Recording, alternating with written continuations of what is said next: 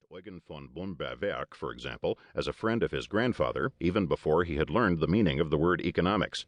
It was scarcely surprising that he should enter the University of Vienna, and hardly less so that he should receive 2 doctorates, in law, 1921, and in political science, 1923. He was just old enough to glimpse the imperial civilization of Austria, which was extinguished by the First World War, and even to serve in the armed forces, although he later claimed that his only lasting memory of the conflict was that of trying to recapture a bucket full of eels which were meant for the breakfast of the troops, but which he had accidentally overturned in a dewy field. But the turmoil of the wartime period diverted him away from the natural sciences and made him take up the economic and social issues on which his reputation would come to be based. As a research student, he had visited the United States, although the free enterprise economy of that country does not seem to have made much of an impact on the moderate Fabian socialist views he held at the time. He has speculated that this mild socialism proved of value to him in the long term because he had to work out the principles of a free society for himself, deliberating over every point. In this, he was helped by the leading economist of the Austrian school, Ludwig von Mises. As one of the directors of a temporary government office, Mises was looking for young lawyers and economists. At his interview, Mises remarked that he had never seen Hayek at his lectures on economics. Almost true. Hayek had looked in once, but found Mises' lecture conspicuously antipathetic to his mild socialist ideas, but hired him nonetheless. For the next 5 years, Mises was Hayek's chief in the office, and after that he became vice president of the Austrian Institute for Economic Research, an institute to study business cycles and economic policy, which they started together, and of which Hayek became director. In addition to this work, Hayek spent the years between 1929 and 1931 lecturing in economics at the University of Vienna. This was undoubtedly a period of important intellectual development, as Mises weaned Hayek off his Fabian views. In the Private Seminar discussion group which met in Mises' office, he began to understand the problems of socialism and was completely won over by Mises' stinging critique, Socialism, which appeared in German in 1922. It was also a time when Hayek was coming into contact with many of the great economists of the age.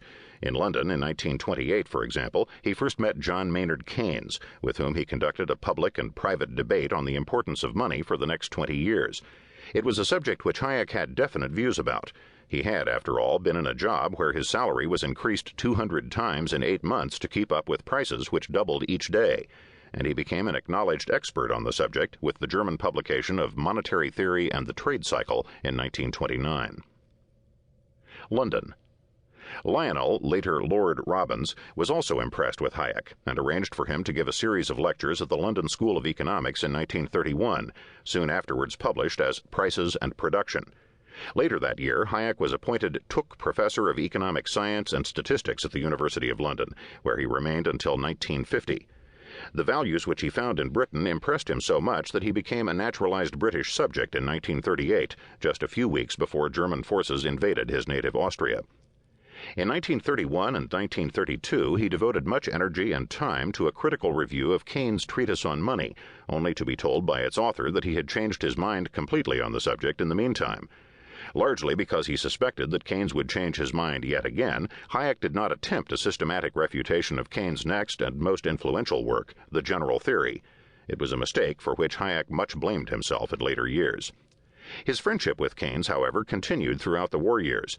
In 1940, when the London School of Economics was moved for safety to Cambridge, Keynes found quarters for Hayek at his college, and thus they came to know each other even better on a personal as well as professional level.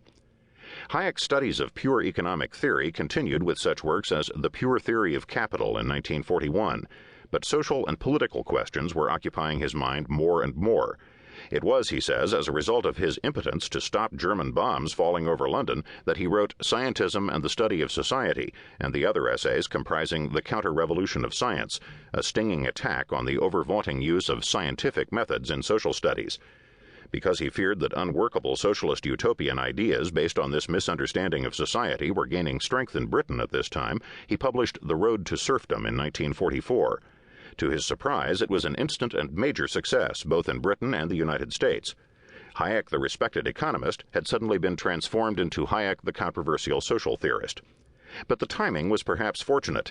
Just a few months before the publication of the book, which shattered the then prevalent complacent belief in moderate socialism, Hayek was elected as a Fellow of the British Academy. His friend Sir John Clapham told Hayek that if the publication had been in July rather than September,